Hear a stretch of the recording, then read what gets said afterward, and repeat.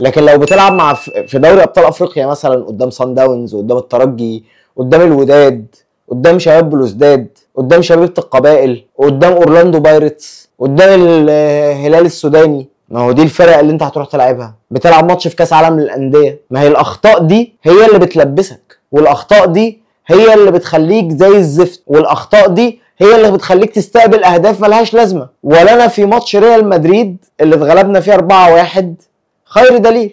الجونين اللي جون فيك ضربه على القفا، ديانج بيدي الكوره لمحمود متولي هوب جون. الجون التاني برضو كان بحاجه شبه كده. وفي الاخر وانت بقى بتضيع وقت او انت فاتح كل خطوطك عشان بتفكر تجيب التعادل قدام ريال مدريد، يتعمل تغييرين وتروح لابس جونين، فالنتيجه بدل ما كانت 2-1 لغايه الدقيقه 92 ولا 93 تبقى النتيجه 4-1.